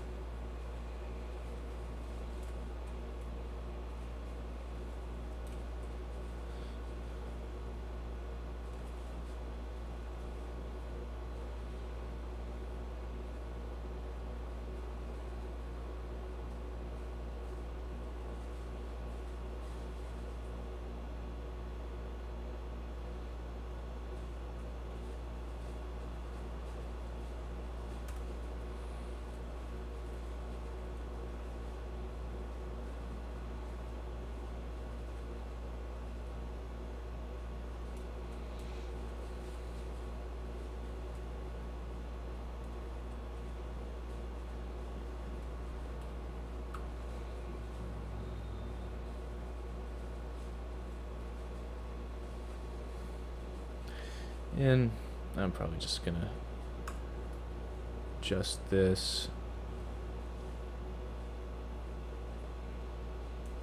change the angle a bit. Again, you won't be able to really tell the obvious inaccuracy from a distance here, but it's just a bit of a better angle. Probably shrink this down a little bit. This guy's just hanging out. You know, since I just have a few minutes left here, I want to show you how you can make this really cool. Take this guy. This is a little Photoshop hack here. Lighten the shadow value. Shift the base color a bit.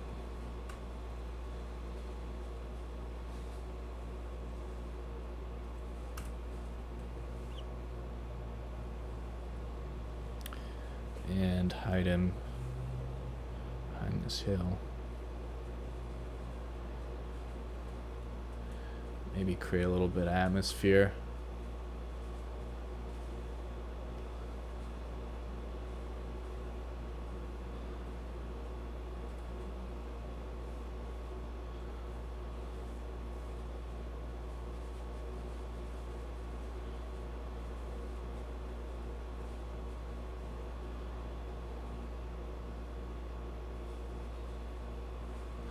now you got a giant guy back there, you know.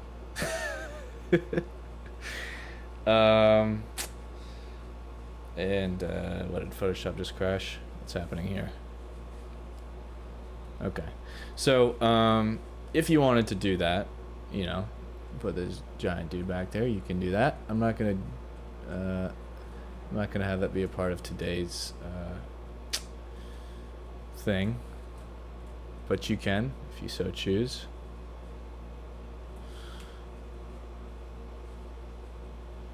I'm gonna go ahead and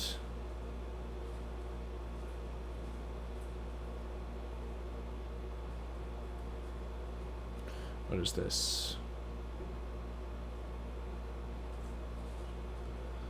I don't know. Alright, I'm gonna merge this stuff down.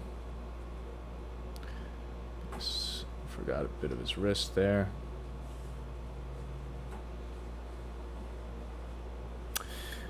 Alright, see you later, Den. Thanks for joining us. Yeah, I'm probably going to wrap it up in just a minute here anyway. Yeah, I would not call this super polished and done here, but we're well on our way. I may end up just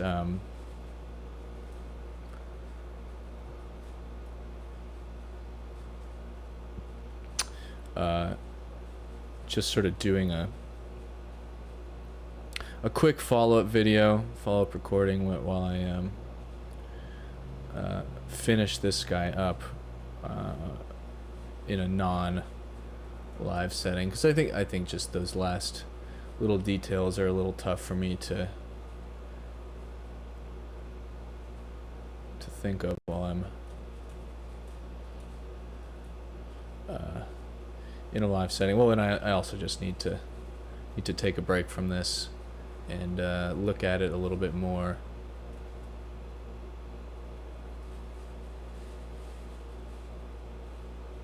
But we're pretty close. What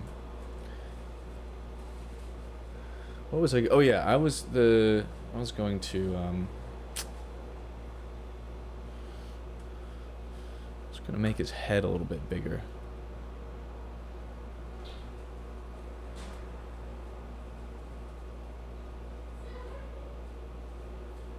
Or like maybe he just needs a little bit more neck, something like that.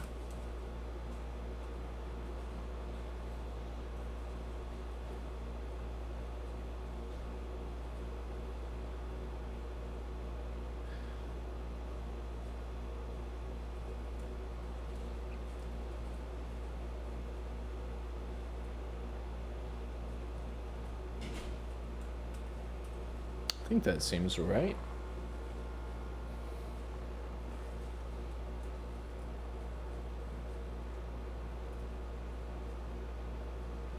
Kind of adjust the helmet design a little bit. Some other little things here.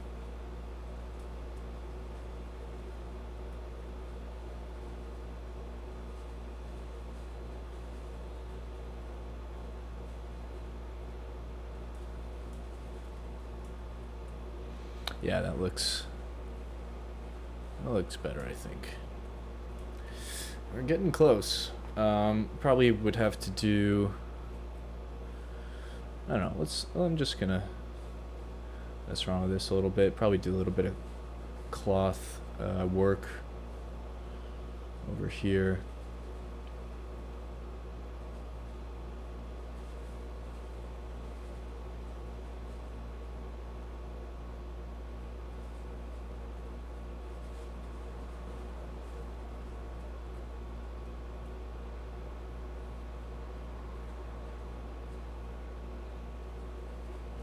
Just using one of my mixing brushes here, which as always you can find in my brush pack. Pretty much everything I use in this video is from my brush pack.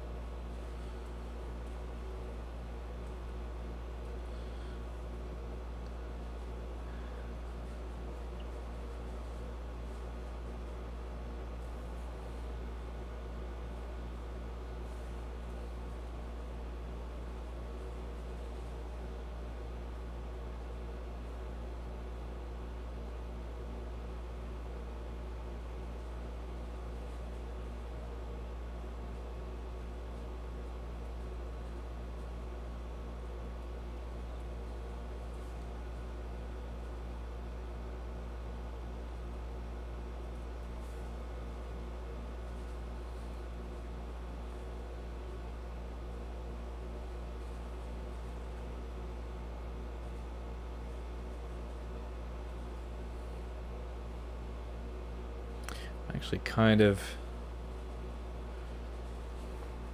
maybe getting a second wind here. So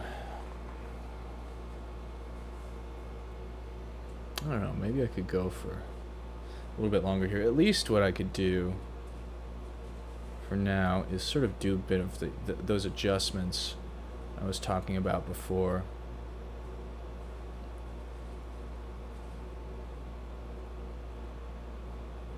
And sort of mess with the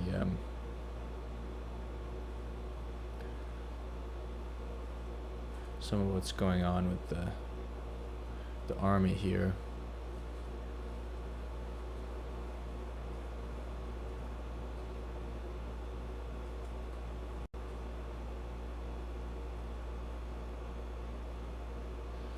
Just kind of have everything blend a little bit better.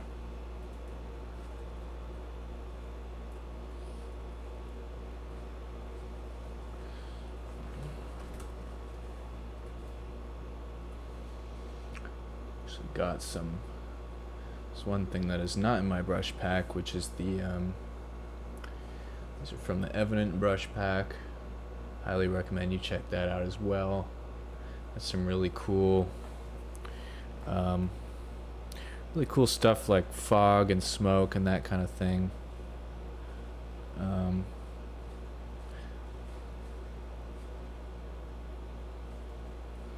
So I'm just gonna kind of create some of those effects here.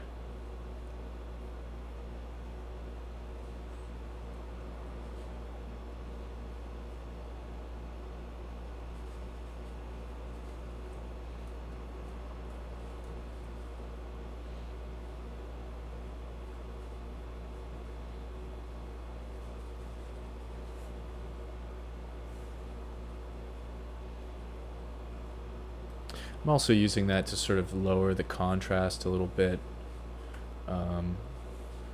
near the edge of the canvas, because I don't want to have there be too much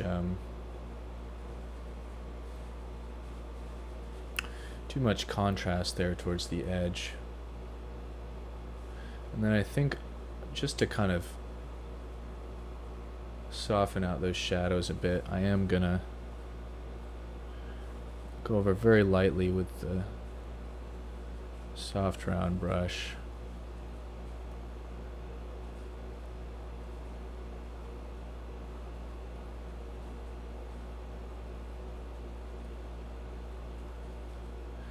Looks like the spear has escaped. There we go.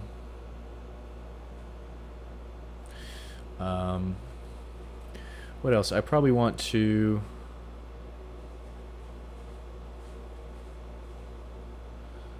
if I can select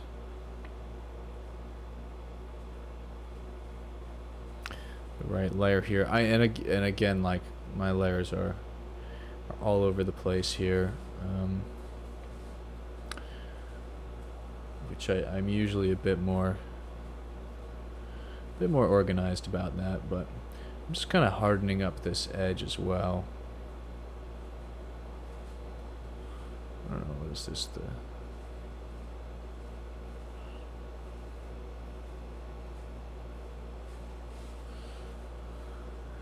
yeah, I want to make sure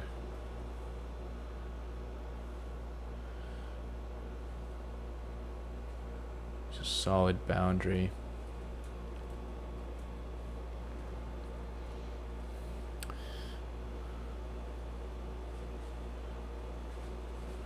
I can increase that effect a little bit just by do a little custom selection here.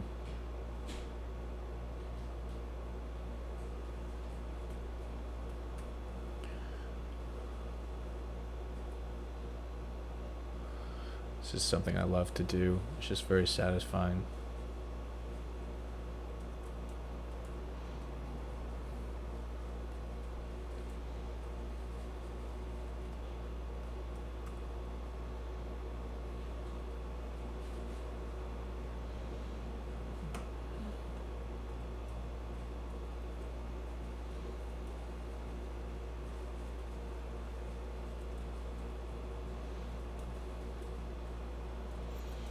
Nice. It's looking pretty good. Um, I think. Actually, one more thing I want to do here. Keep seeing things, and of course, there's a bunch of stuff with the background as well. I'd like to get to, but I think this is pretty important as well. I'm just gonna kind of go in here and I don't know. There's got to be a term for this, but I'm kind of just embedding the this rider in the ground a little bit. It's just gonna help. Just creating a little bit of overlap so that it's clear that he's part of the ground here.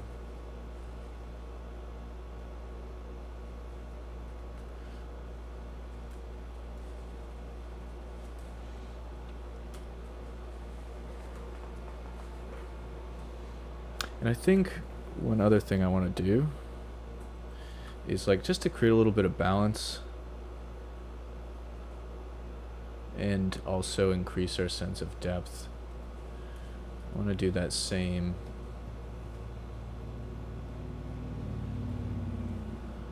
adjustment over here. As I'm noticing the composition is a little out of balance. Like all of this is very unique over here, and you know, I just want to kind of blend it together a little bit.